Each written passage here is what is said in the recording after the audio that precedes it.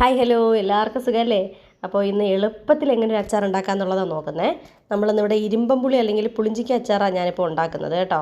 അതിനായിട്ട് കുറച്ച് വെളിച്ചെണ്ണയിൽ കടുകിട്ട് പൊട്ടിക്കുന്നുണ്ട്. ആ പൊട്ടിയ കടുകിലേക്ക് ഞാൻ കുറച്ചധികം വെളുത്തുള്ളി നന്നായിട്ട് ചതച്ച് ചേർക്കുന്നുണ്ട്.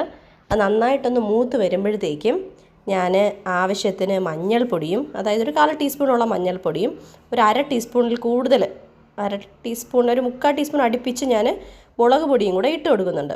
അപ്പോൾ ഈ സമയത്ത് ഞാൻ നമ്മുടെ ഇരുമ്പമ്പുളിയിൽ കായവും ഉപ്പും ചേർത്ത് മാറ്റി വെച്ചിട്ടുണ്ടായിരുന്നു. എന്നിട്ടത് തീ അത്യാവശ്യം ഒന്ന് കുറച്ചിട്ട് കരിഞ്ഞു പോകാത്ത രീതിയിൽ നന്നായിട്ട് ആ അരപ്പൊന്ന് ഇങ്ങനെ മാറ്റിയെടുക്കുന്നുണ്ട്. എന്നിട്ട് അതിലേക്ക് ഈ നമ്മുടെ ഇരുമ്പമ്പുളി മിക്സ് ചെയ്ത് കുറച്ച് വെള്ളം കൂടെ ചേർത്ത് നന്നായിട്ടൊന്ന് വേവിച്ചെടുത്തിട്ട് ഒന്ന് ഉടച്ച് റെഡിയാക്കി എടുക്കുക. കുറച്ച് നേരം ഒന്ന് അടച്ച് വെച്ചൊന്ന് വേവിക്കണം.